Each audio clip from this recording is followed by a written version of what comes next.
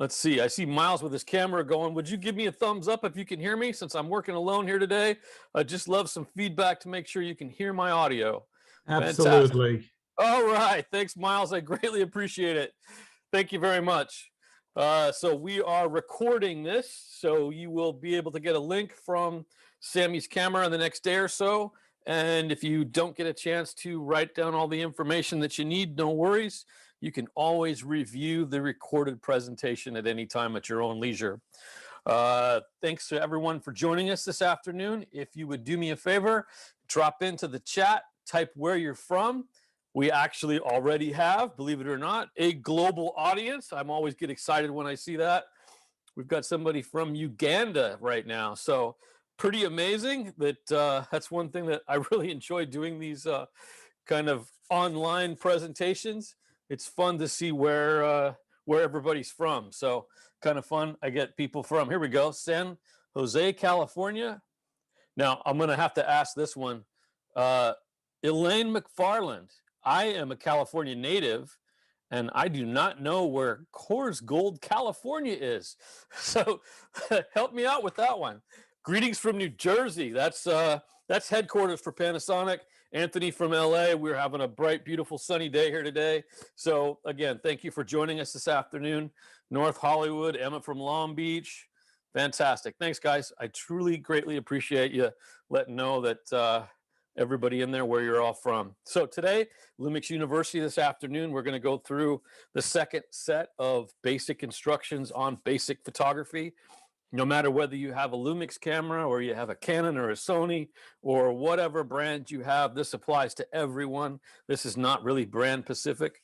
I will mention a few things as we go through today that are specific to Panasonic, but generally this is a class of basic technical things for photography. So if hopefully you were on my class earlier this morning and you got through on 101, and if you didn't, maybe you've taken 101 earlier, you've been able to see the photography and get some ideas on the technical part of photography, aperture, shutter speed, ISO, those good things. We're going to do a review at the beginning of 102, and then we're going to get into things like composition and all kinds of great stuff. So there's lots to do.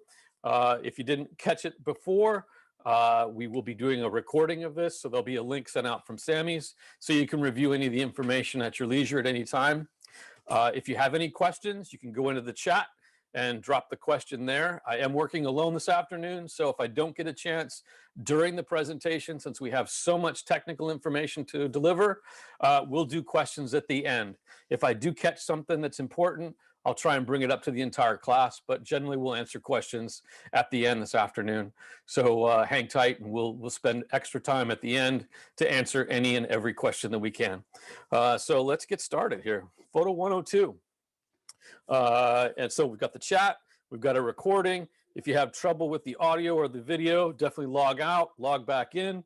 And a big, huge thank you, of course, to Samys for allowing me to present today. As always, that's your go-to place here in the LA area, or even you can jump into Samys.com. And I noticed we've got somebody from San Francisco. We've got a Samys location up there as well. So we got you covered pretty much in California, wherever you need. But if you are international or global, you can always jump on to Samys.com and they'll help you out as well. My name is Mike Richardson. I'm a Southern California sales support representative for a few more days for Panasonic. And I was a commercial photographer for many years. I shot everything from little tiny microchips all the way up to giant container ships. You name it, if it's been manufactured in the Southern California area at some point in time, I probably photographed it.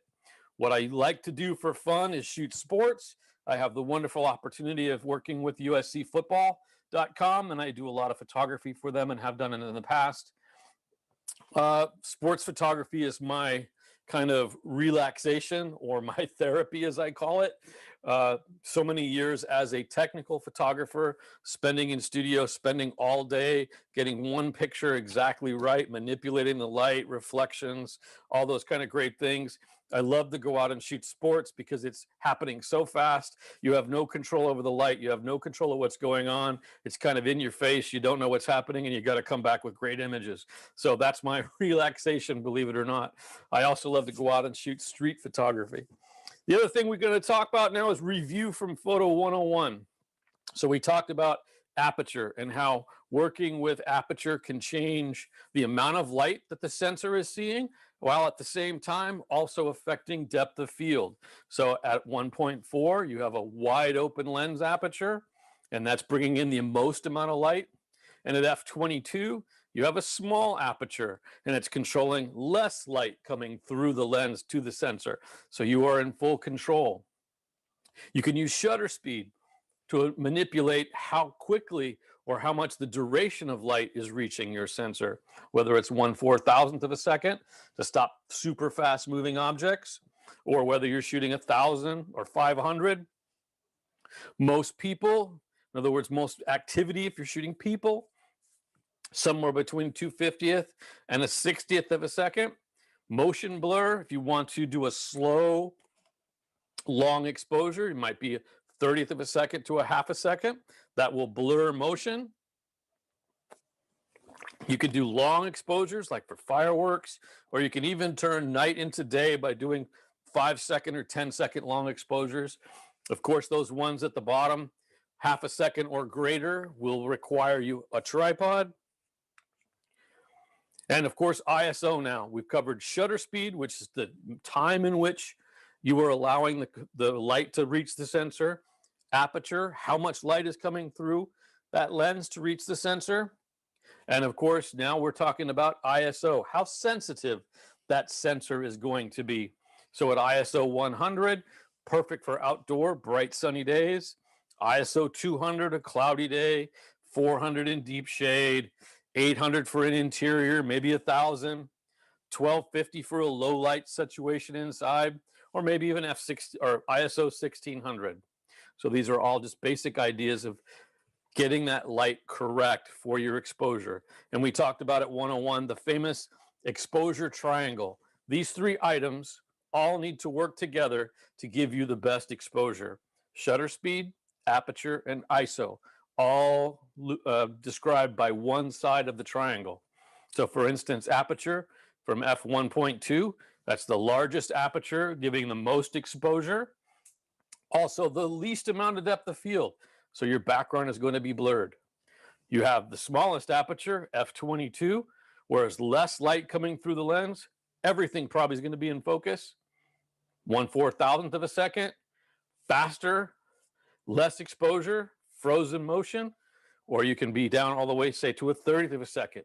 Slower, more exposure, blurred motion. All these things control the amount of light that the sensor is seeing. Or ISO, how sensitive that sensor is going to be to light. ISO 100, less exposure, darker image, cleaner image. There's not as much noise. 6400, more exposure, in other words, making the image brighter, and a noisier image because of the amount of voltage that you're putting through to a sensor. Now let's talk about my favorite. I like to call it mic mode. Your dial on the top of your camera has what's called a manual mode, and that requires the photographer to physically set all three of those camera functions: ISO, f-stop, and shutter speed. Rarely you are getting no feedback from the camera, although if you're working like with a Panasonic that is a mirrorless variety, and or any one of the other new, I'll call them copycats, the other manufacturers that are now into the mirrorless mode or mirrorless cameras. Mirrorless gives you the opportunity to exactly see what you are going to photograph on your display, because basically the viewfinder is a display, just like the LCD screen. So you can set the ISO, as we talked about, 100 for sunny days, 400 for an overcast day, 800 for indoor sports to give you that fast shutter speed, 1600 in poor light, or 3200 in a dark or nighttime situation. The more you boost the ISO, the more grain you see. So if you'll notice the Ferris wheel image on the bottom, on the far left, it's very clean and crisp. As we look at 400, 800, you can start to see a little bit of noise. At 3200, you definitely have noise, or as we used to call it, film grain, because the actual pieces of silver are larger on the sheet of film at 3200 than they are on a piece of film that is 100. Thus, you see the texture of the actual silver. But in digital, we call it noise. Now here we see the aperture. Pay attention to that Ferris wheel again. At 1.4, we focus on the Ferris wheel. The Ferris wheel is in focus, but because we have a shallow depth of field, it blurs the background. We won't be able to see the roller coaster or the sky or the stars, that type of thing. If we work maybe between 5.6 and f4, we've created some depth of field. In other words, we can see now the details in the carnival games and the roller coaster and the stars, but they're still not tack sharp. Whereas at f22, everything is going to be in focus from the foreground to the background. So the Ferris wheel, the stars, the mountains, the roller coaster, the carnival games, everything would be in focus. So just as a review, you can check your camera meter for exposure. You can adjust the shutter speed or aperture until you get the proper exposure. Some cameras will give you that readout, whether you will see that it's at 0, that's normal. Whether you want to underexpose, -1 stop, a proper reading right at 0, or an overexposed reading +1. Some cameras have that actual display. But the final check is to adjust the exposure based on the subject. Do you need to freeze the action or increase the depth of field? Keep the camera meter indicating proper exposure. Is the image too light? Move the camera meter toward underexposure. Is the image too dark? Move the camera meter toward overexposure. I talked about exposure compensation. That's kind of what we're talking about. You can, even though you're using an automatic mode on your camera, you can actually bias that by using the exposure compensation, +1, -1, those types of things. Now let's talk about the files. When you shoot an electronic file, you have the option on your camera to shoot RAW versus JPEG. Now this is a real heated discussion. There are many people that feel that RAW is the only way to go. There are people like me sometimes that shoot a lot of JPEG because of the time frame. A never-ending debate in digital photography. These two file formats offer different options, especially post-production and workflow. So let's talk about what kind of the differences are. RAW, it's an uncompressed file format. JPEG, it's a standard file format. It is compressed. It has some compression. It's going to take up less space on your SD card. RAW, each camera maker has a different file name extension, so it gets a little sticky sometimes when new cameras come out. Sometimes the processing programs like Photoshop aren't set up yet for the new files, so you may have to wait. The same file extension in all cameras, JPEG. It all has the same, it's more of a universal type file. RAW traditionally needs a viewing or editing program to be processed. JPEG is processed in the camera, so it can be opened or viewed anytime in the program. RAW is going to be larger, JPEG is going to be smaller. So here's an instance when I shoot sports, I actually have my Panasonic cameras have 2 card slots. That's kind of rare. And so I am actually able to send RAWs to one and JPEGs to the other. That is how I work in my workflow. And one of the reasons I like to work with the Panasonic workflow, I can send my RAWs to one card, my JPEGs to the other. And as I shoot, it actually makes both files for every image. So let's call it image number 1. I have a RAW file and I have a JPEG file. When I at halftime need to do a quick edit, I may have shot 1,400 to 2,000 images on a football game between, say, the beginning of the first quarter and halftime. Now, on RAW, because of the file size, it takes forever to look through all those images, where JPEGs, I can very quickly preview my images and make quick adjustments and make a lot of changes, and fly through a variety of those images very quickly. So generally what I do is I will work with my JPEG SD card first, and I will pick out which ones are really great. So out of my 1,400, maybe I'm down to 10 images that I send up to the press box for them to broadcast out. Now, if they call me back at third quarter and say, hey, Sports Illustrated really liked picture number 4, then what I'm going to do is when I get down at the end of the game, or if they need it right away, then I'll take a break and go actually and edit the image for them. I will pull the RAW file. I have so much more detail, so much more dynamic range, so much more ability to change colors and do all kinds of post-processing on a RAW file. That is the reason that you want to work with a raw file. There are so many extra options that you can do that you can't do on a JPEG. Not to say that your JPEG image is going to be bad. They're superior, but RAW gives you much more ability to work in a large workflow and do a lot of different changes. So thus, I use the RAW for my final images. When I have to work very quickly, I use JPEGs. So looking at the left is a RAW unpressed file. It's 32.3 megabytes. It's a big file. I can see that in the middle, I have that same JPEG file, and it's already had the color corrections done to it. It's all been done in camera, and it's only 9 megabytes in size.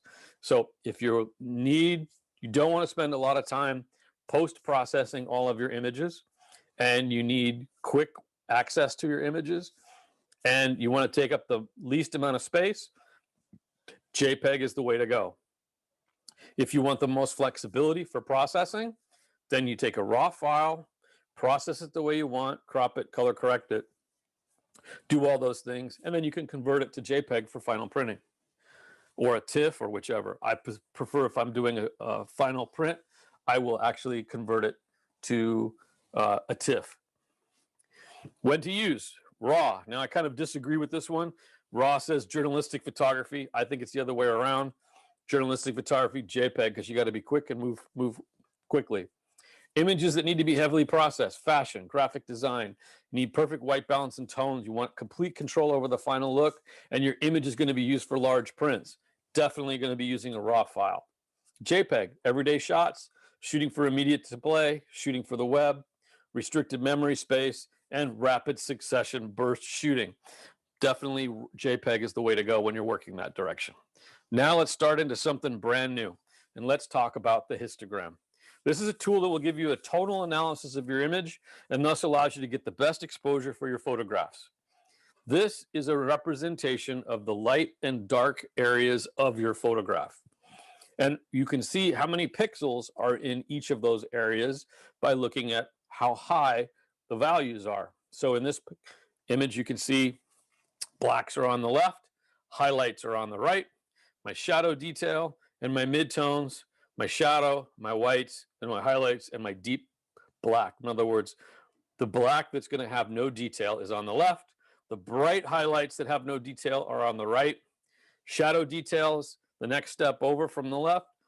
The white with detail is the next step over from the right. And all my midtones display in the middle. You always want to see like a mountain range. Now, unless with most of the information in the middle, and we're going to talk about this, if your histogram looks like the one on the top, you're underexposed. In other words, all the data and all the values are all on the dark side of the spectrum. So try to avoid a histogram that looks like that. Now, if you're photographing a black dog on a black background, yeah, your histogram probably will look like that because there aren't a lot of highlights. Now, if you're shooting a polar bear in the snow, your overexposed histogram may be what it looks like, but under general rules, your histogram should not look like the one above or the one below with all the data to exactly one side. You want to see the data basically spread out. Still on the left, up at the top, you can get an acceptable photo out of a histogram like this, but still most of the data is squashed all toward the darker spectrum. And on the bottom, all the data is pretty much to the right. This reading can be fixed in post-processing fairly easy. The image will be less noisy, but it can easily slide into overexposure because you have most of the data to the right side of the spectrum.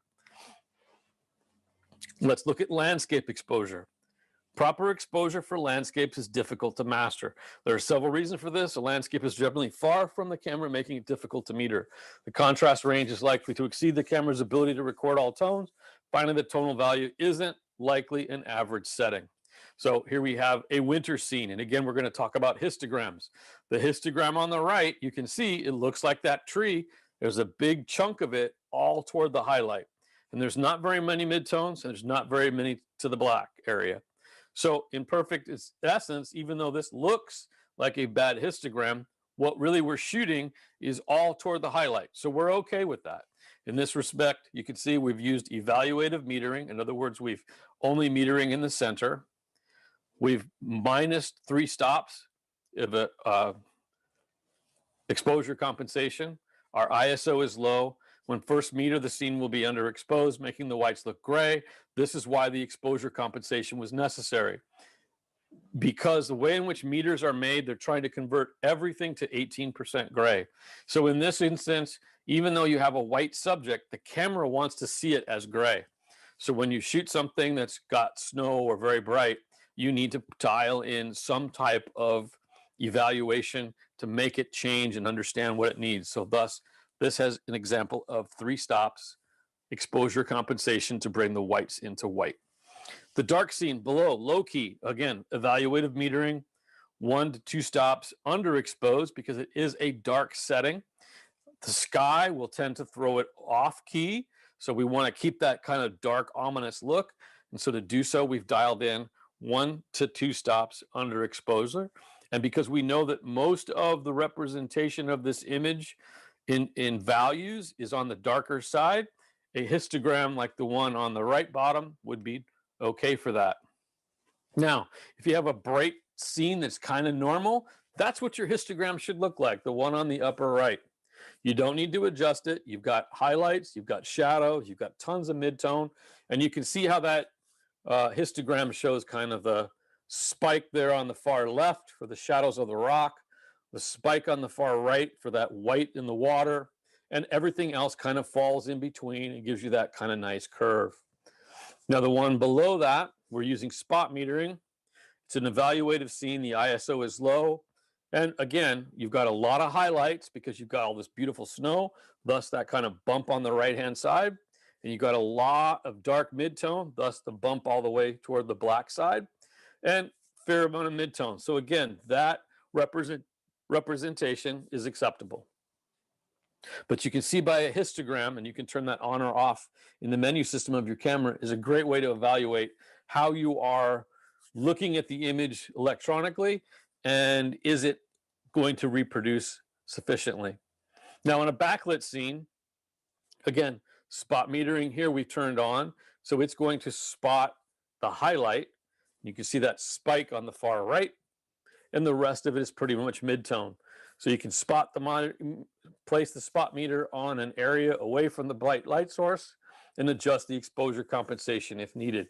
Now, if you want to put a sunset in, and you're not really worried about the rest of the image, in other words, you don't mind if, say, the boats on the scene go to silhouette, if you're, say, shooting a sunset or something like that, or the palm trees, something like that, then you can put that spot metering on the brightest area of the subject, and that will allow you to underexpose and give you a really good looking sunset.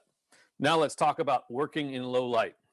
In low light, your options are the use of a wide aperture, higher ISO, slow shutter speed, use of an electronic flash, and possibly the use of a tripod or other camera stabilization. In today's world with the most modern cameras and in digital, you have the ability of cranking up the ISO, and I think you're going to end up using a flash or a tripod a little less than you used to. Although when I shoot professionally, even outdoors in bright sunlight, I like to use a flash to fill the shadows. So we'll talk about that. So camera, when possible, the best option is a lens that offers an aperture of f2.8 or wider, so that when you're in low light situations, you have that ability to open up that aperture nice and big and allow the most amount of light to travel through to the sensor. You can add additional light by using a light source, such as an external flash or like an LED panel that are very popular right now. In very low light, and you're going to use a slow shutter speed, you may need a tripod, but you can also, like I said, crank up that ISO. And as we talked earlier this morning, we talked about image stabilization, changing that a lot nowadays, where if you have a camera with good image stabilization, like a Panasonic GH5 or a G9 or any of the S series bodies, they have almost 6 stops of image stabilization. You can get away with some very, very slow shutter speeds handheld, like a 15th of a second or an 1/8 of a second, and still get acceptable images without a tripod. And if you are using a tripod, I suggest a remote shutter release, a wired or wireless version. You can even use the wireless app, and that allows you to release the camera without tapping the camera or touching the camera. And because of that, you can not shake the camera or give it any vibration for a long exposure. So that helps out dramatically. Aperture priority mode. Using a large aperture allows more light in, sets the camera on AV mode, and choose the largest aperture f-stop possible. That's kind of the way I like to shoot. That's my #1 choice. When I'm working, I use aperture priority mode. I tend to shoot wide open because I like to drop the background generally out of focus. So that's just my style. Doesn't mean it's right or wrong. So I work in aperture priority mode. As I work in aperture priority mode, I have the ability now to preview what shutter speed it is setting at. So I pay attention to that. The longer the shutter is open, the more light that comes in, yet the more likely to get camera shake and blur. But I'm going to put a caveat there, unless you have image stabilization, or you can use a tripod or remote shutter release. And then I like to use exposure compensation. Because I like working with Panasonic cameras that are all mirrorless, the ability to be able to just dial exposure compensation while I'm working in aperture priority makes my life much, much easier. So I can just take a look, see the image in the viewfinder or the LCD. If it looks too dark and I don't like what I see, because of a mirrorless workflow, what I see is what I get. I can just turn that dial and make that exposure compensation read out and make my adjustments. Whereas if I was using a DSLR with a mirror box, where the mirror goes up and down, you don't actually see the final exposure until you play it back. So when I used to shoot football before I used Panasonic, and you probably can see this all the time if you watch a sporting event, when they're not in COVID and there's a full group of photographers on the sideline or behind the basket at a basketball game, you can literally watch them take their pictures, look at the camera, play it back, and now what they call chimp or edit on the chip. What they actually do is look through and go, oh, hey, that was too light, that's too dark, I need to make changes. Working with a mirrorless, like everybody's now kind of changing to, even though we've been making it for over 10 years, the ability to see what you get before you start makes your workflow just that much easier. Let's talk about some general ideas for settings. Indoors, tripod, generally not needed. You could maybe use an external flash. Your ISO is going to be either mid or high because of the low light levels. Your aperture is going to be wide, and the minimum shutter speed you should have is a 60th of a second.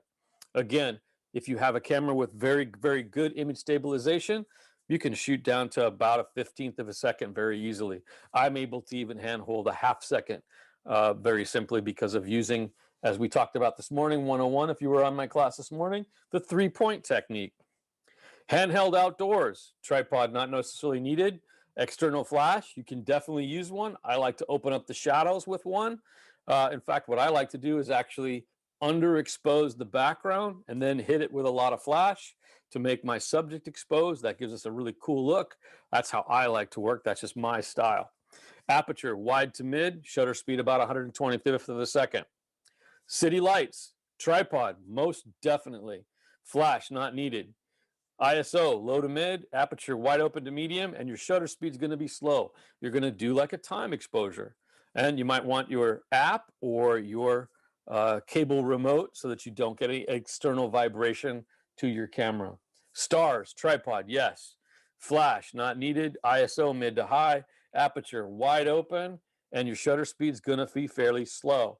Now, that's up to you. If you want to shoot stars and not have a trail, then you're going to be in about that half second, which seems to be very popular right now. Everybody likes to shoot star trails. We don't do that as much in the LA area because we've got so much light pollution, you can't really see much. But when I travel to Hawaii, that's what I like to do. Or if I'm up north or like out of Joshua Tree, great places to do star photography. Now, if you are not wanting the star trails, you kind of need to keep about to a half second. And otherwise the stars are moving and then they don't stay sharp. You get star trails or a band of the stars kind of make lines in the sky.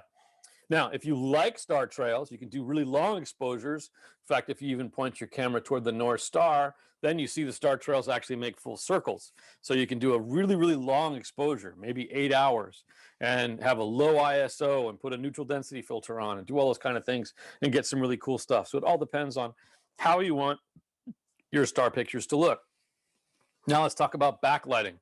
Backlighting as a subject is one of the most dramatic lighting schemes that you can employ. However, it can be challenging to find the correct subject and then meter and light appropriately. So in this case, we have light that's coming through the subject. Pay attention to my histogram on the upper right. I've used spot metering where that red block is, and thus we see that my exposure is pretty much all in the middle. There's a lot of black because I have a black background on the far left. There's really no bright highlights, thus we know that I shouldn't have a big spike on the far right. So my exposure is pretty much dead on. The backlight source must be placed behind the subject. Generally works best when there is little to no light hitting on the background. In other words, you want your light to be clean, only on the subject.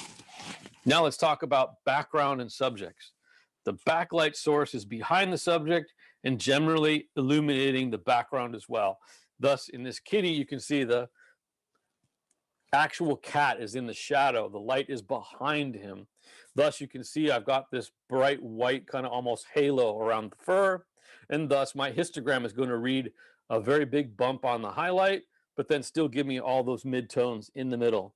You can use evaluative metering, which means it's going to meter in the middle of your view, not the entire view or your entire frame. Because if you use the entire frame and average, there's so many highlights going on, it's going to basically throw your exposure off. So using evaluative metering, you can set your camera to the 3 different types of metering: spot, evaluated, and average.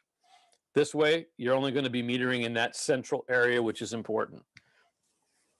Now we talk about spot metering. The backlight source must be behind the subject.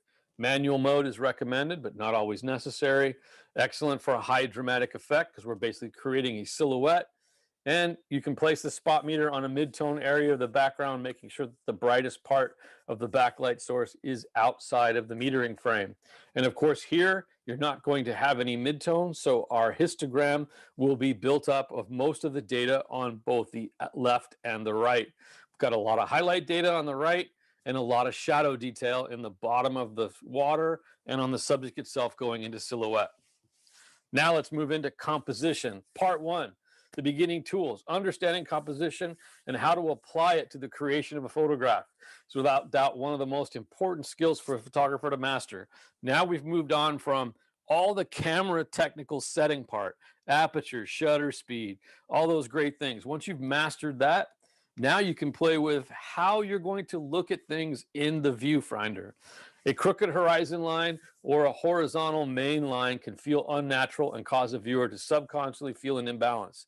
In general, horizon line works best when they're straight. Thus, you can see the ocean picture on your far left versus the one on your far right. The crooked lines are kind of a little bit disturbing. It's a little bit different, where the other one feels more natural. But I will give you this caveat. I don't like this example on the far left because I don't like running the horizon right down the middle and splitting the frame half and half. We're going to talk about 1/3, 2/3 as we get along, and that would be the perfect example to have that horizon line either in the lower 1/3 or the upper top third, and that would be a much better object. Moving objects, you want them to enter the frame. Thus, this runner is coming from the right to the left, and the motion is moving into the frame. Whereas the one on the bottom is kind of strange because their motion is outside of the frame and actually moving out. It kind of gives you that kind of incomplete feel. So it's much better to have things entering into the frame. So here I have a race car. Shot this with a GH5 100 to 400 outside of Las Vegas area. I have the motion moving from right to left into the middle of the frame. The car is not running out of the frame, the car is running into the middle. So it draws your eyes right to the car. Here we go. Now we talk about rule of thirds. Take your image, you can actually on a Panasonic and on pretty much everybody else's camera, you can overlay these lines so that you can have them to work with, but also keep them in the idea of your mind splitting these frames up on 1/3, 2/3. So you'll notice we divided the frame here on the left into 9 equal sections by using 2 horizontal and 2 vertical lines. Always place the main element of the scene at one of the intersection points. Placing the subject off center creates more appealing composition. So thus, You could have put these flowers dead center in the middle, but it is such more of an appealing photograph by having them in the upper left-hand side or the upper left third quadrant, right there where those two lines intersect, where my green dot is. So if you look, hold on, we'll go back.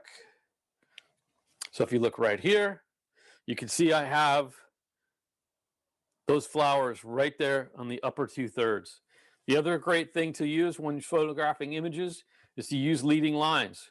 So over here, we've got the line of the valley drawing you into the person, as well as that trailhead leading you to that person. So we've created the viewer's eye, leading them to the most important element, which is that person and kind of the valley. So you can sometimes add depth by drawing people's eyes in, by using things in the composition, such as leading lines, to bring their vision into the subject.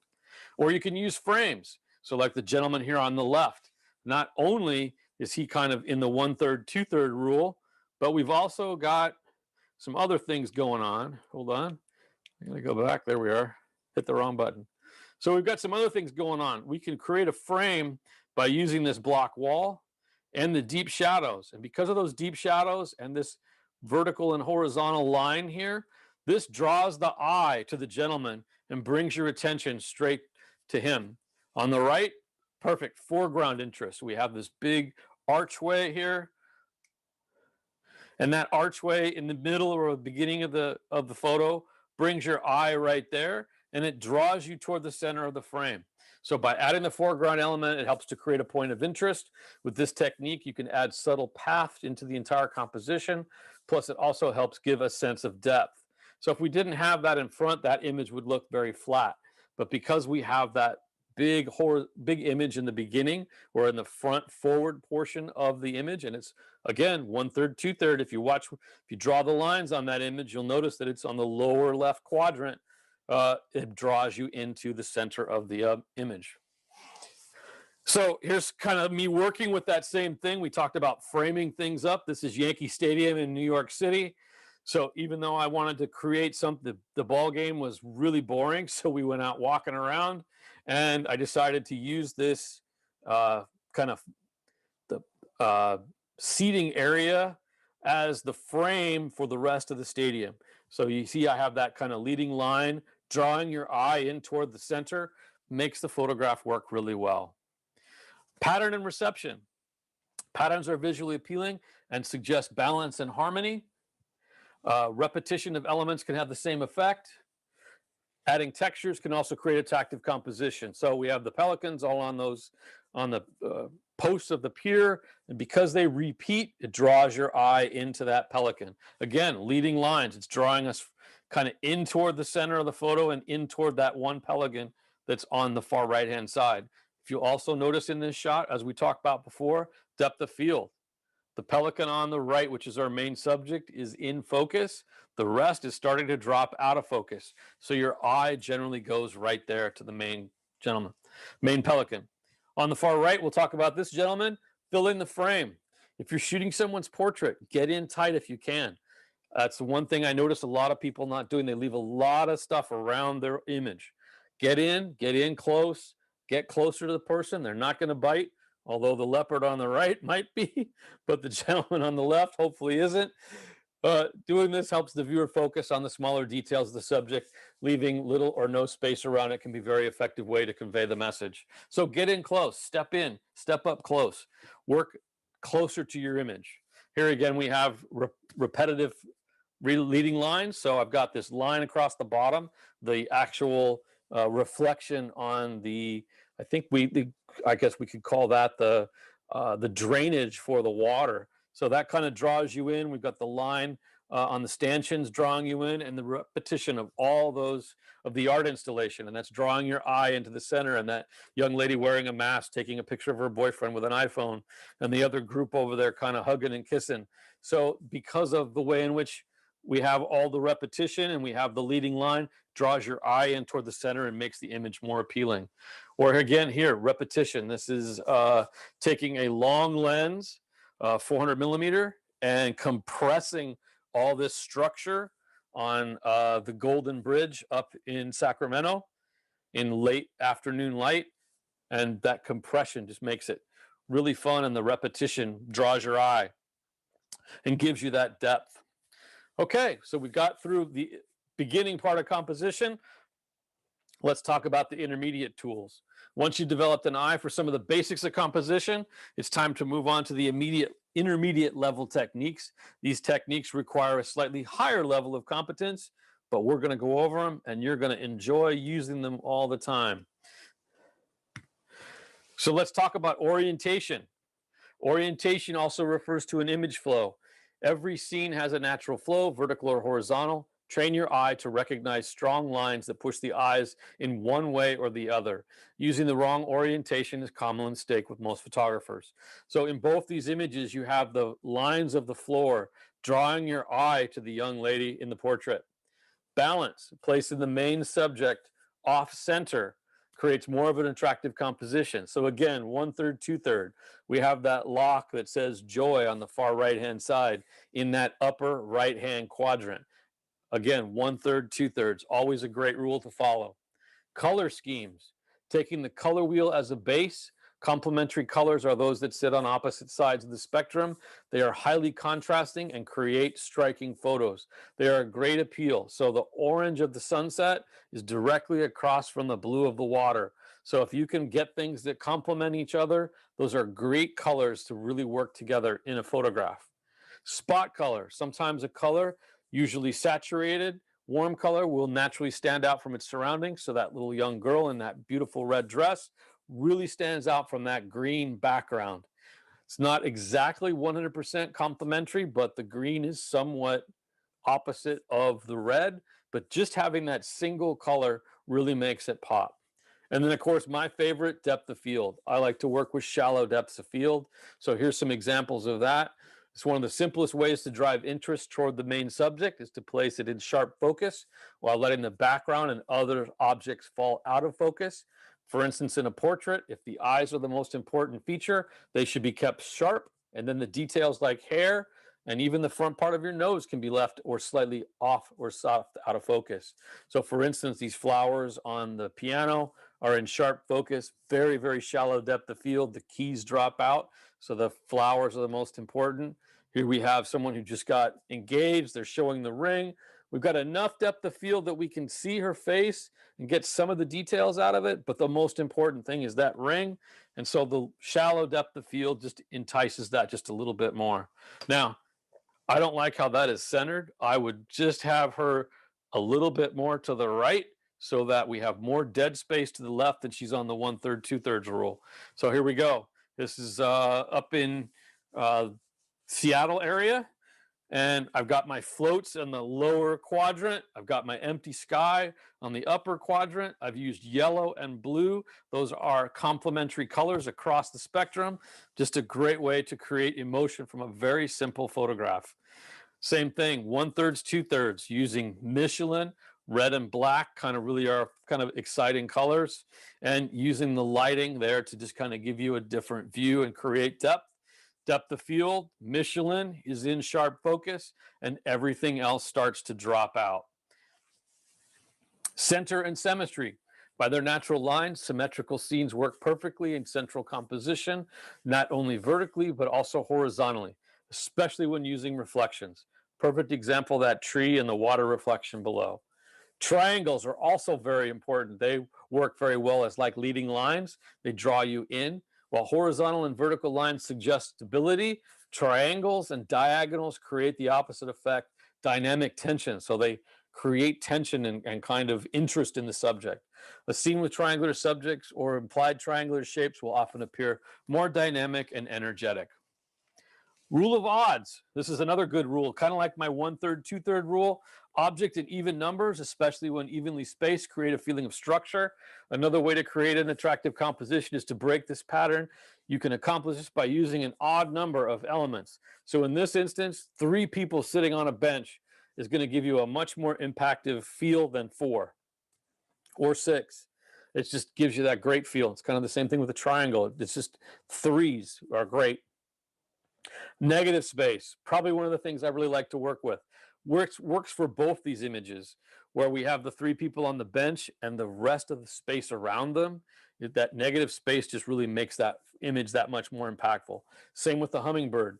Dropping the background out of focus. The focus is only on the hummingbird, and the rest of the composition really is negative space. Composition psychology. Composition is important to your photographs for several reasons. First and foremost, it establishes a path through your image. However, it can also add mood or help tell a story. All three factors are key to great photographs. So here we are, symmetry. One half on the top and the bottom, or 1/3, 2/3, is almost identical. Naturally, the human eye aims for pattern and balance, and symmetrical images can create a sense of harmony, control, and proportion. The best way to get these shots is to place your camera as close to the center of your subject. Now, if you have symmetry, then I'm okay with you putting things in the middle, but generally I like to see 1/3, 2/3. And if you look at I guess it's the Brooklyn Bridge there on the bottom, great symmetry, everything's kind of the same, but just for fun, take your hand and hold it below the bottom third and cover up the bottom third of that image. And you can see how much stronger that looks just by taking a little bit of the bottom off, maybe even an inch of it. Just taking that away from that center makes the appeal of that image just that much more impressive. Mood and color. Even though the perception of color is a subjective to each individual, there are certain general guidelines that you can use to achieve certain message or mood through the use of color. Warm colors. Red is the color that grabs the most attention. Cool colors, especially blue, brings sense of calmness or peace. So I love those warm colors, the red of the costume, the baby and the leaves that we don't see out here in Southern California very often, versus the cooler images of the greens and blues down below. Red is always a great color. Shapes, we talked about the triangle. Every element in a photograph will have a shape, some organic, curved, or irregular, and some geometric shapes. So having some geometric shapes in your photography can make it more impactful. We tend to look over a balance in one of three specific shapes: oval, square, and triangle. Now let's get into some lighting. When you first begin to point your camera at people, taking their photograph while utilizing indoor natural lighting is one of the easiest ways to get started. Always be mindful of your shutter speed and your ISO. So let's talk about the elements. We have a camera. When possible, we're going to use a lens that offers a maximum aperture. I'd say somewhere in the 1.4 to 2.8 area. You can always use something that's darker, 3.5, 4.5, 6, but I love those faster lenses. Of course, faster lenses cost more usually, but the caveat of having that lower depth of field and light sensitivity is always the reason why they cost more. A natural light source, nearby windows, doorways, sliding or glass doors, picture windows, window bays, or open garage door. You can also use a white card as a reflector. So I'm going to be honest with this. Samys may not like me as well, but when you're starting out, you can pick up a piece of white foam core at Dollar Tree, and that's a great reflector to use for a while. Once you've used that for a while, then definitely work into the foldable or beautiful reflectors that you can buy at the photo store. But once you get started, you can even use that piece of cardboard. What I like to do is take that foam core that I buy for $1. I use one side as white, and then I glue some tin foil on the other side. You got a two-sided card. So if you're shooting portraits, you've got a white side for kind of adding just a little bit of light, and you've got a silver side to bounce even additional light in and more specular. So setting a camera for people indoors, it's all in the eyes. Focus on the subject nearer to the eye of the camera, lock the focus, and then compose your shot. Use aperture priority like we talked about, or manual mode, and use an aperture of 1.8 to 5.6. Make sure your shutter speed isn't too slow, and use the slowest ISO that it will allow you to use.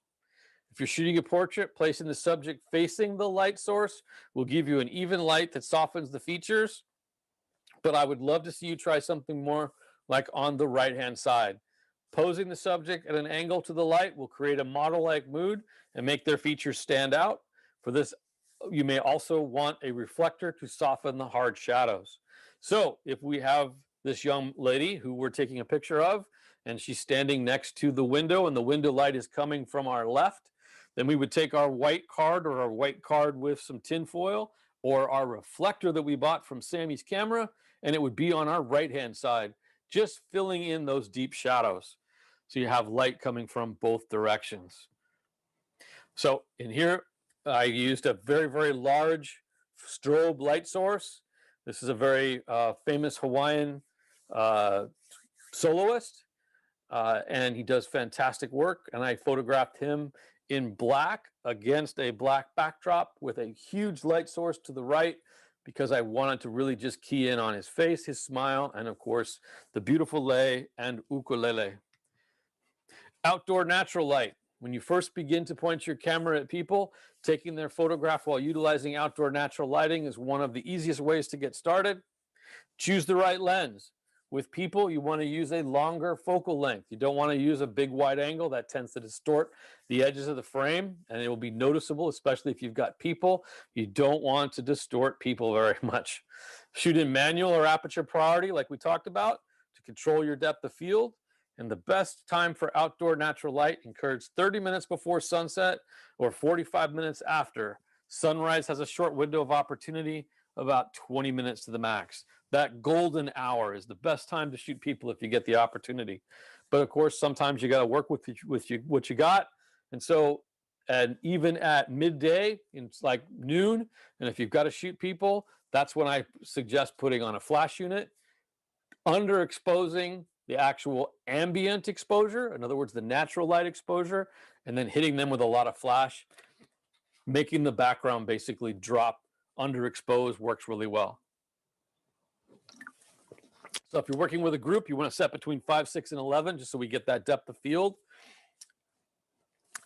Position the group so that the head heights vary. You don't want to create a line. In other words, you want to see different heights. And if an individual, get up close. That's one thing I love to tell people. It seems that most people, when they're starting with photography, tend to be further away. So step into your photograph, step up to your person, fill the frame with them, get rid of that dead space. Here's a crop guide for portraits.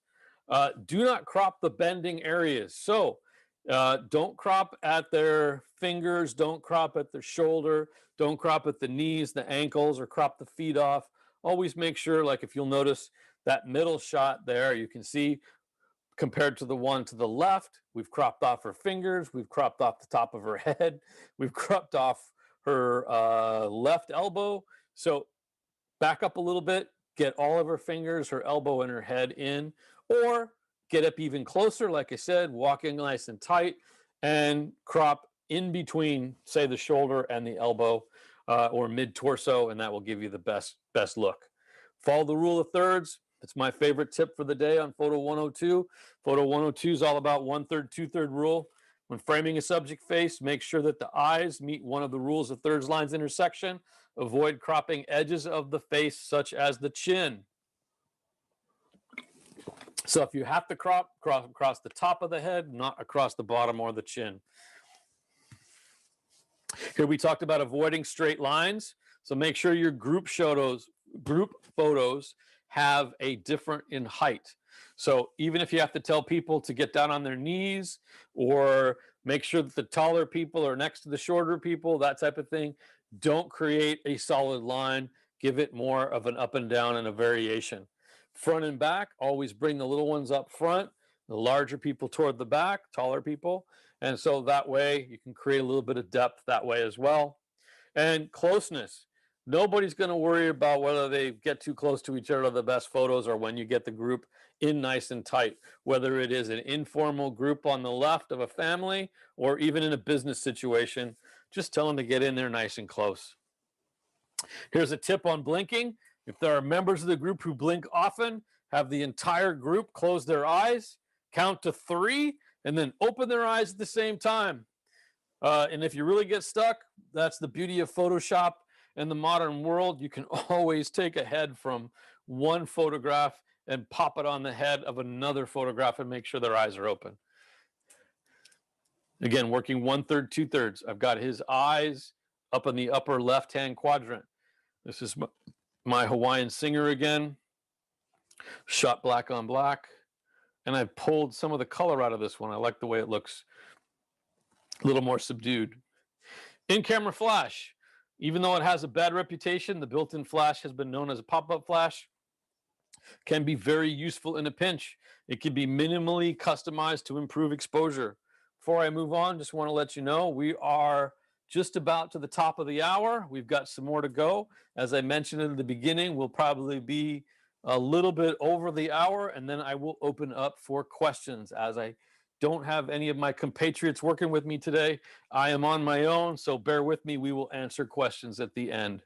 You can also use the exposure compensation for flash. Most cameras that do have a pop-up flash or the flash unit itself allows you to control the amount of the power of the flash.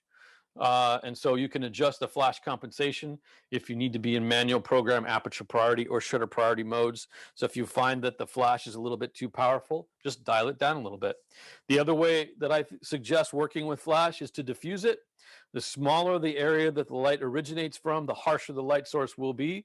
This is why pop-up flashes on camera can be really hard or unflattering. So grab some diffusing material. Diffusing increases the light source, therefore softening it. The simple alternative is to hold or tape or tissue paper or similar material to the flash, or you can use a bounce card and not have the flash hit the subject directly, bounce it off the ceiling, bounce it off a card, basically softening it out. Drop into Samy's, any one of those locations. They can definitely provide you with some great stuff that can diffuse your flash. Using the pop-up flash as a fill light helps lighten dark shadows, brightening colors, and creates depth. In bright situations, this technique can give the additional effect of darkening the background behind the subject. So I talked about that, darkening the exposure overall and then hitting it with a lot of light so that your exposure is mainly from the flash, say in noontime, and that you got more flash power than actually the sunlight, and that works really, really well. Here's an example of hitting it with a lot of light. This is midday, but we've dropped the light in the background down so that we pull the subject out and drop the background into bright light. Keep in mind that the pop-up flash gets its power from the camera battery. Since it is sharing its power source with other functions of the camera, its strength is limited. Because of this, the built-in flash is not nearly as bright or as far-reaching as one from an external flash. So if you have a hot shoe and you want to do a lot of photography like this, I suggest investing in an external flash. Let's talk about landscape. Be patient. That's the biggest thing with landscape photography. Wait for the light to get right. Research the best light for the season, the weather, etc. You may have to go to a location several times on different days or at different times of day to understand how light interacts with the landscape. Light changes with the time of the year. Even in a few weeks, you may need the extra effort to get that perfect shot. So always think about the golden hour, which is ideally 30 minutes before sunrise or 10 minutes after, and an hour, half hour, an hour before sunset, and 40 minutes after the best moments to shoot landscape. At this time of day, the contrast range drops, the shadows deepen, textures become more prominent, and the entire scene will take on saturated hues of color. Use people. It's a great way to add scale. For several benefits, emphasize scale, creates a story, helps the viewer relate to having a human element. Make sure to position the person so that they stand out from the surroundings. And again, what's my favorite rule today?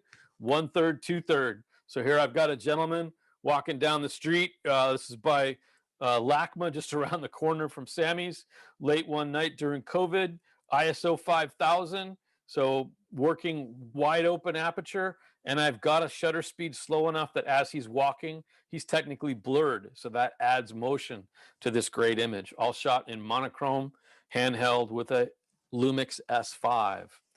Use reflections. When the landscape reflects on a surface like water, it adds symmetry and enhances the magnitude of the dynamics of the scene. Calm days work better than windy days, since the water will give smoother reflections on a glassy surface. Love working with water. Change your point of view. That's one of my biggest things I can let everybody know. I kind of hit it home this morning. I haven't said it yet this afternoon, so I'm going to say it now.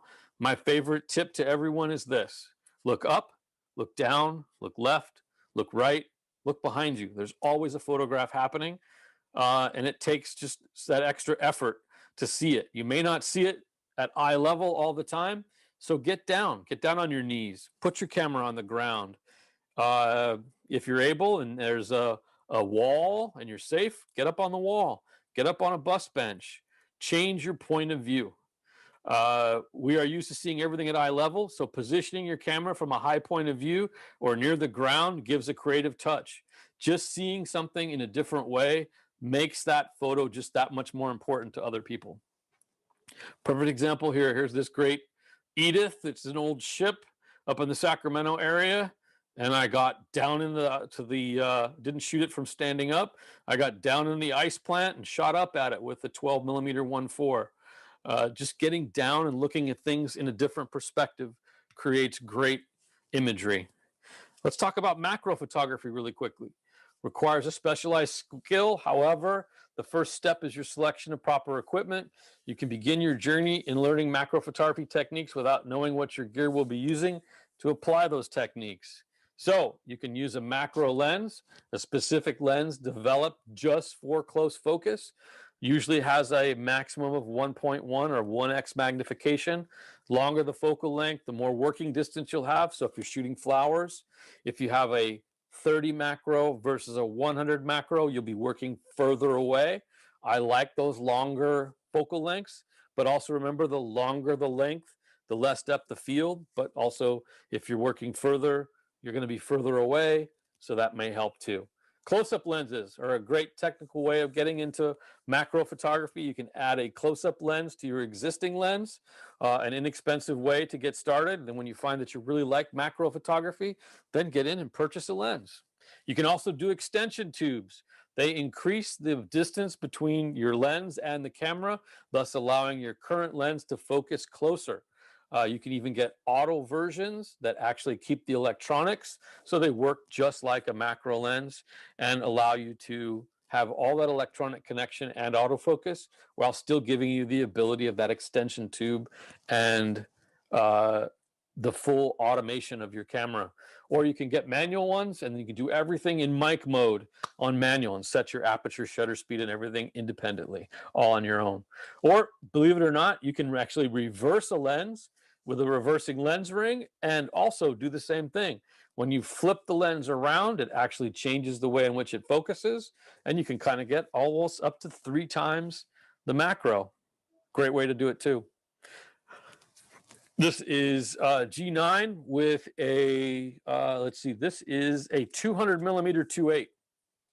So this is a very, very long focal length lens. Of course, a very high shutter speed to stop that B on the right, and a very shallow depth of field. So now I'm working probably with a depth of field of just a few inches. And so you want to make sure that you get those Bs at exactly the right time. Believe it or not, this is shot with one of our point and shoot cameras, LX10. An amazing little pocket camera. If you need a pocket camera, still gives you a lot of control with a very fast 1.4 lens, as well as manual focusing capabilities. Amazing little tool. Let's talk about night photography. We're just a few minutes after 2. We're going to go for probably another 5 or 10 minutes, and then we will open to questions. Night photography requires the proper equipment and some knowledge and technique. However, you can begin to expose night photography. Pay special attention to your choice of subject, especially the artificial light, as well as the light left in the sky. As we talked about, light pollution can be a problem. Equipment for nighttime photography. Your camera, definitely you need a camera, of course, but consider a lens hood to take care of unwanted flare, and also a lens that has a very wide aperture, 1.4, 1.2, f2, f2.8 is going to be a lot easier to work with nighttime exposure than, say, a lens that starts at 5.6. Consider a tripod or even just a great rock that you can set your camera on.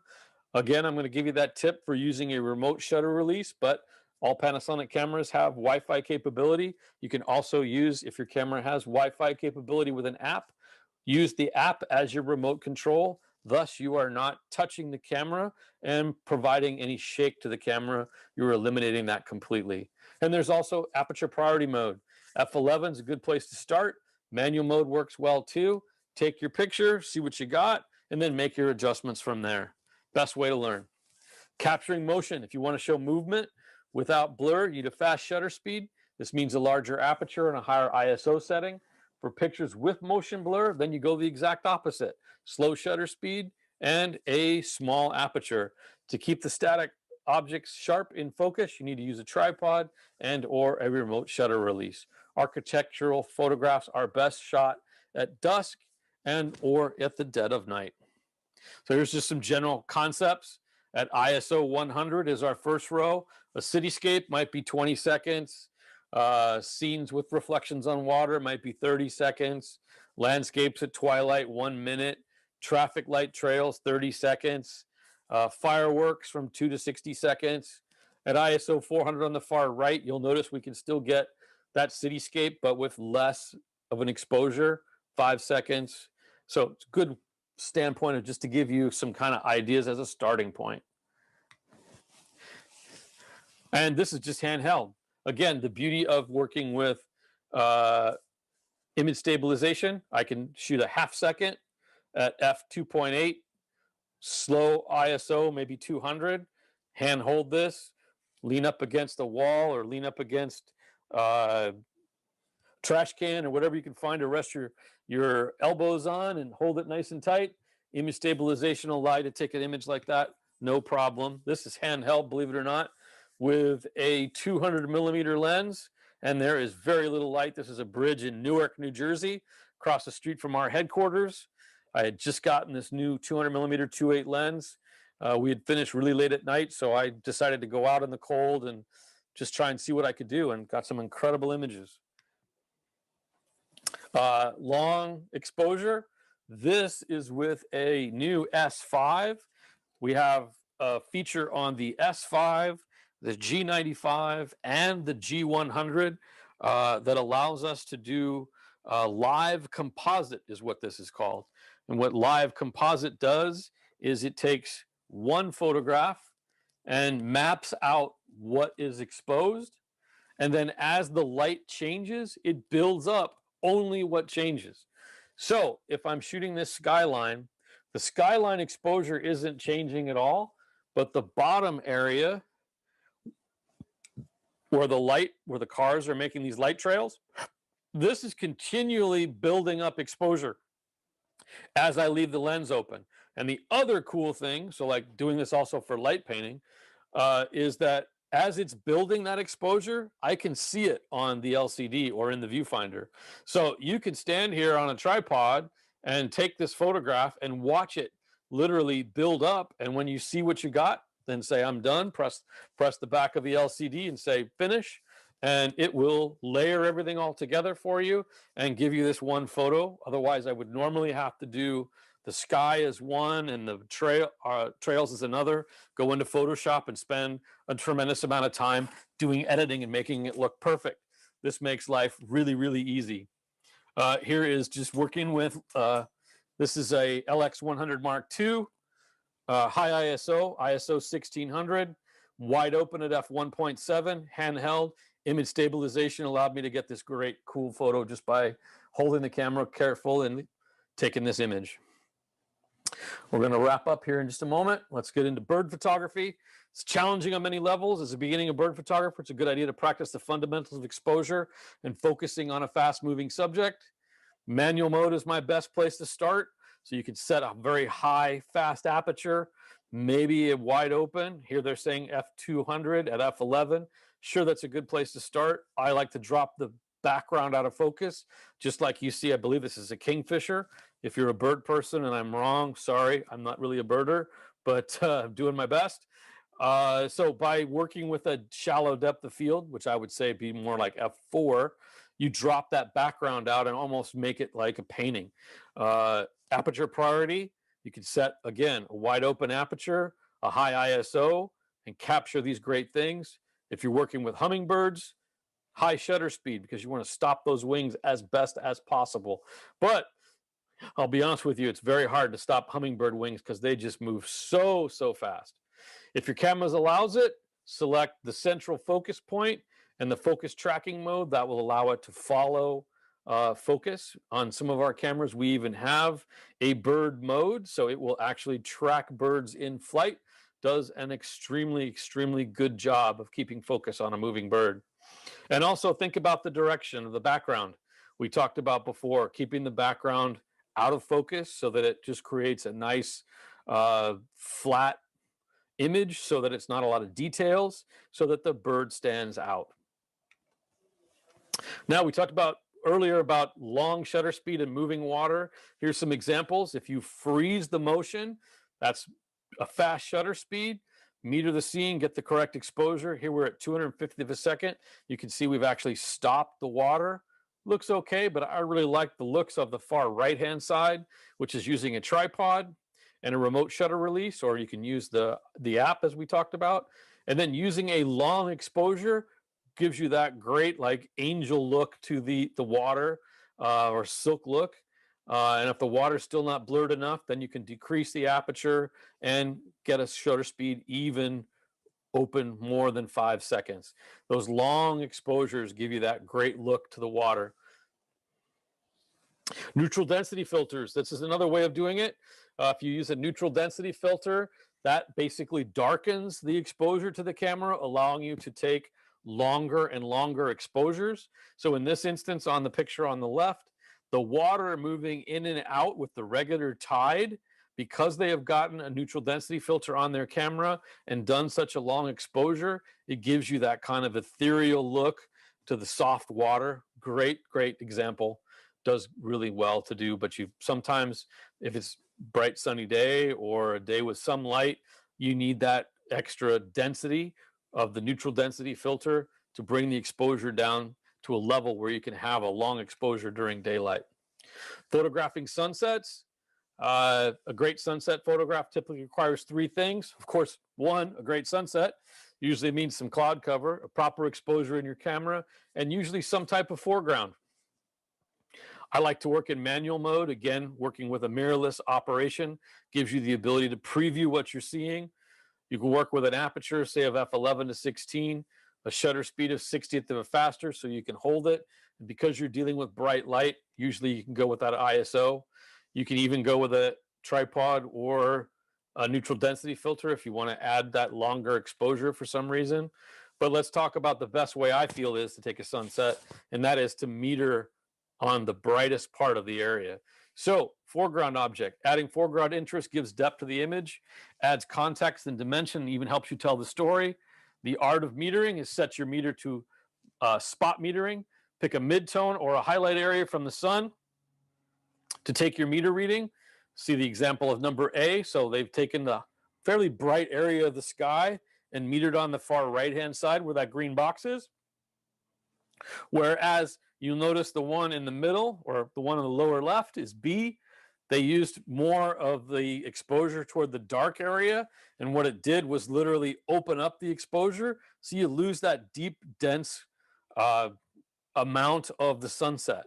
And on the far right or the bottom right, number C, you can see they use the sun as the metering point, and that darkened it even too much. So you kind of want to go to the highest area of the sunset that's not just the bright sun, and then you can get some dramatic things just like this. This was a cloudy sky in Newport Beach. And again, we're going to go to composition.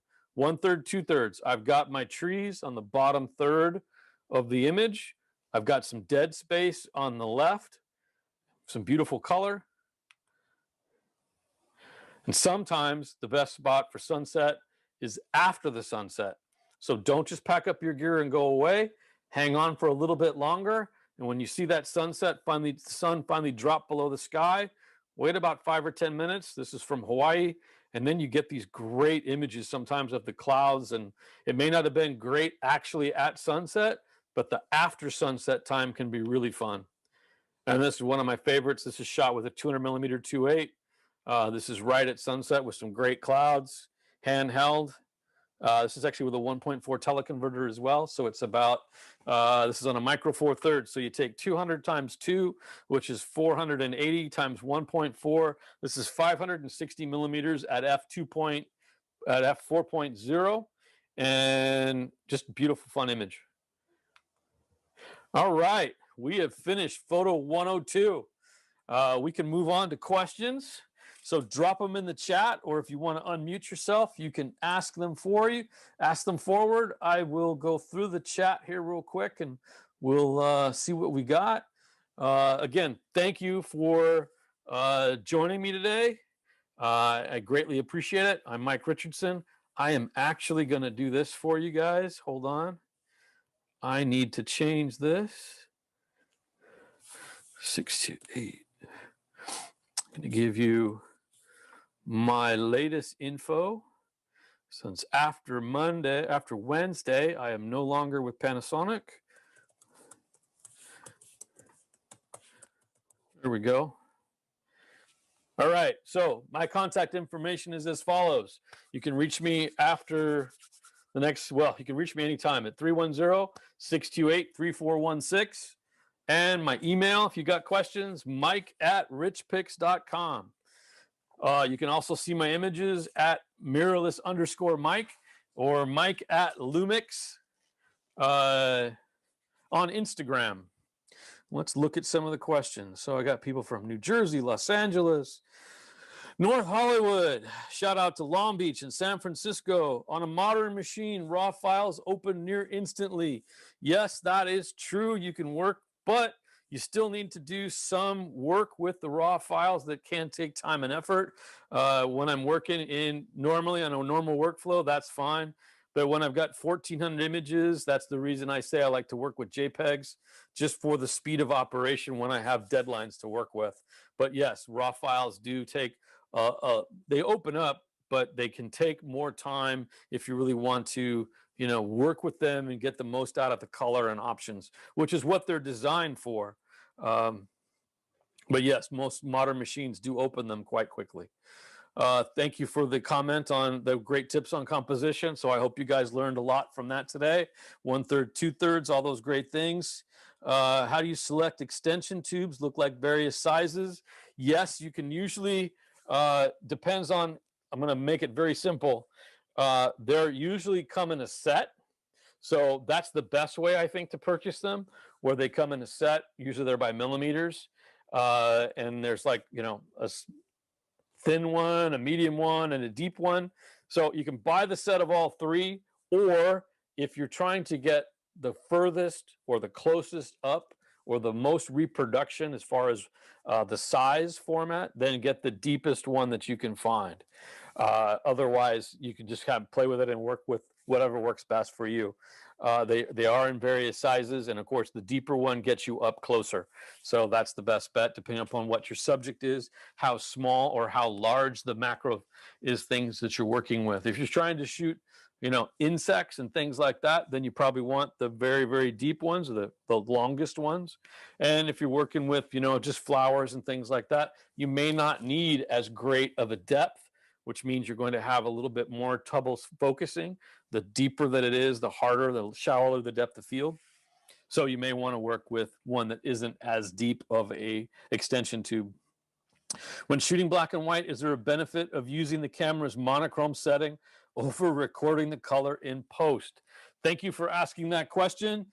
I had a class yesterday all on monochrome madness, but today we were covering kind of the basics of photography. But yes, there are benefits to shooting a camera in color, I will say, over monochrome, in that when you convert the image in, say, Photoshop, or you convert the image in Lightroom, having the ability to use the color sliders to change how things look gives you a complete different look and control over what you can do. Let me just go here real quick, if you guys want to hang on for a minute. All right, so I'll get a little bit more in depth to that. But I do personally like setting my camera on monochrome and then working through the images. So for instance, this is LX100 Mark II, and it's my favorite camera to go photograph in the streets with. And if you use that camera, you can set, well, any Panasonic camera has a monochrome setting. This one specifically has L monochrome D, which mimics Tri-X film. GH5 has that, G9, all the S series. Great tool, great fun tool to work with. I love working in black and white and shooting, great images. These are all set just in monochrome. And pretty much you can see what you're going to get. You're working in a mirrorless workflow, so working in that direction is always great.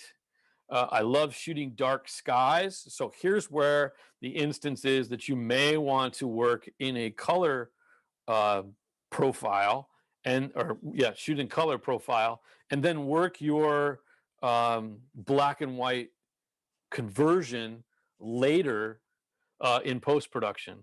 So let me just zip through a couple of these images real quick. The concept of what I taught yesterday was working one block at a time. So picking a block, I picked a block here in Long Beach, and I went for an hour and just shot all the great things that I could see by looking up, looking down, looking left, looking right. But here's a perfect example. So the image on the right is my favorite black and white image of this, but I shot it in color. And here's the reason why. I love dark skies. So by shooting this image on the far left in color, but as I was looking at it and visualizing and thinking about it in black and white, I noticed that the left side of the Crayola box, we'll call it, was a little bit too bright, and the sky was too bright for my taste.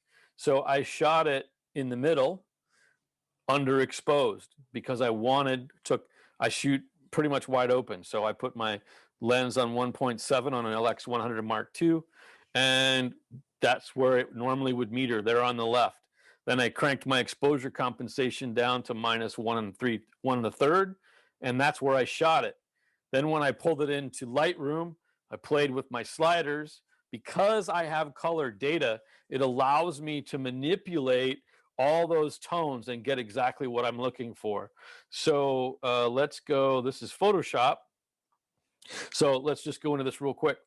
If you're in Photoshop and you want to convert it into black and white, you go Image, you go Adjustments, Black and White, and you'll notice you'll get these color sliders. So here it finally changes into black and white, and you have color options for how to adjust the tonalities, even though it's a black and white image. So I can change and add a little bit of yellow or subtract a little bit of yellow and lighten her face a little bit. Maybe I want to lighten her skin tone even a little bit more. So I punched over a little green and punched over a little red, and now you can see where her flesh tone has lightened up. So here's where I started. There's where I ended up. Hang on, let me go back. There's where I ended up. Got a lighter flesh tone. If I had just shot this in monochrome, I would not have all the different color options to work with. Sure, I can still open up shadows and do those types of things, but I don't have the ability to do all the other little fun tricks of the trade. So here we go again. This is Lightroom versus Photoshop. Color image, love it, looks great, but I want to convert it to black and white. So if you look right here, you'll see that you have color and black and white. It's now set to color. I click black and white. Boom, now I have black and white selected, and I can open up the shadows and do those things. But if I scroll down further, you can see I have black and white down here. I go to that menu. I now have all those color tools where now I can play with, and I'm in that section. What I want to do is pull the blue slider over, and you'll notice I now have the blue here to -77. And look at my sky. I've got that color that I want. So I'm able to darken just the blue area by pulling that blue slider over. Maybe I want to go a little bit further and I want to open up kind of the reds in that. So I opened up the yellow +25. I dropped the red down a little bit, and you can see I opened up this section here. So if I go back one, you'll see where it's darker. If I go back two and I pull the blue out, you can see where now the sky is pretty much just highlights. So there's dropping the sky. There's opening up the side of the building a little bit to give it some more depth. And there's color versus black and white. Fun tools. I love working in that. You can add colors by using split tone. Well, let's just go back here again, shot in monochrome, not shot in color. And by pulling the slider over in shadow, I'm able to pull up the texture and get these really cool images in black and white. Again, working with color, converting it to black and white, and the ability to have the color data and then manipulating it, I can get it really, really striking. And I have more ability to do that working in a color image to monochrome rather than shooting it in monochrome. Although when I'm out shooting this stuff, generally I will go out and just set my camera to monochrome and play with shadows. But there are times if I'm standing there and I'll go, for this instance, you know, this is shot monochrome. This is monochrome. But then when I got to this image, I really liked what was on the like graphic, the painting that was on this building. And it's very colorful, but I have it underexposed for a reason, because I want the detail in this highlight. I want that sky. So it's easier for me to pull up the shadow than it is to drop any texture into the highlight. So I shoot for the highlight, and then I pop open the shadow and get these cool effects. So I would not be able to do that as well in monochrome. I have more ability to do that in color. Just really fun to work with. You can see I've shot my stuff not horizontal, leading lines. My composition is 1/3, 2/3. All those things we talked about. So I hope that answered your question. Thanks for the info. I'll try your monochrome course. Thank you very much, Elaine. I greatly appreciate it. Yeah, I had fun with that course. That's a new one that I just did. It was called Monochrome Madness. We did it a couple of days ago, and I really had fun with it. And three things I'll leave you guys with. If you have any other questions, drop them in. But let me leave you with three more things. One, always, you've heard it over and over. Look up, look down, look left, look right, look behind you. There's always a photograph happening. You just got to take the time and find it. The other thing I'll leave you with, this fun project that I did here was all within a block. So what I did was I went to the map program on my iPhone, and I challenge you to try this. So I went to the map program. I then changed it to a satellite image, and I kind of started looking around. I had an idea of where I wanted to be, but by going to the aerial image, I could see that there was this new building down on the bottom. There's this great church on the upper left. And I thought, okay, great. I'm going to walk Broadway for those 2 blocks. So here's my challenge for you. The next time you have time is get yourself out there, take your camera and put it on monochrome and go out and see how many photographs you can shoot in a 1 or 2 block area in your favorite town. Or if you're traveling, try somewhere new or go to a different city. I live in Torrance. I decided to go to Long Beach, where I don't know the area as well, and just walk the street.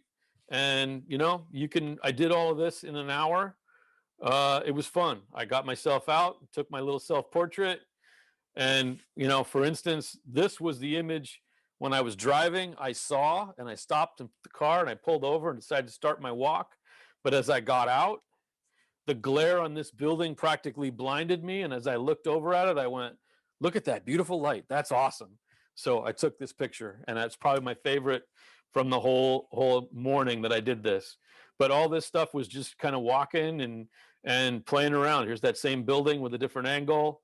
You know, sometimes just a paper clip in the street can be a great image with some cool shadows. Great shadows from a parking meter. Then they had a place where you tie your bike up. It looks like a palm tree. Just the texture of the street and the paint. So take your idea, grab a block, grab your camera, and go out. That's challenge number 1. Challenge number 2, kind of the same thing. Take another day, go out, but pick one lens. So if you have a interchangeable lens camera, just pick one, whether it's a long telephoto or it's a short wide angle, pick one lens and go out and do the same thing. You can pick a street, just pick an area, whatever. What I want to do is challenge you to just use one lens rather than necessarily taking a bag of goodies with you and working and relying on a whole bunch of different lenses. Or even if you have a camera, because I'm going to go to this real quick. This is my favorite street camera. A lot of the images that you just saw were just shot with this LX100 Mark II. It has a fixed lens. It doesn't change, but it is a zoom. It's like a 24-70. So you can see it actually does its zoom here. If I can get it to turn on, there we go. So it's a 24-70 like a zoom in a very, very small compact camera. And what I like to do is just pick one focal length on that zoom. So if you have an interchangeable lens camera, pick your favorite lens and work with just that one lens for an afternoon or a day or an hour. If you don't have an interchangeable lens, then set your camera whatever you want. In this instance, 24-70. Set it at the most wide angle setting and then just go work for an hour or whatever just on that. So what I did is I went to my same spot that we had chosen. Let me go back to that real quick. This is Long Beach, California. But I decided the one lens I'm going to choose is a fisheye. So I shot with an 8mm fisheye. That's one of the benefits of being a technical person for Panasonic. I have one of everything that they make. I understand that. Now, but everybody has an 8mm fisheye to go with, but you understand the concept. Grab a wide angle, grab a telephoto, work with just one focal length and spend your day. So here's that church. I love shooting it with a wide angle. I'm shooting black and white, but I'm thinking in black and white, but I'm still shooting in color because I want the manipulation. So here's the first shot in color. I converted it to black and white, and then I played my magic, and that's what I ended up with. By pulling in the texture, playing with the sky, you get some really cool stuff by working with that. Again, working with a fisheye. Just a railing on the side of the church in color, it's not that impressive. But if you switch it to black and white and you play around with it a little bit, you can get some really cool stuff.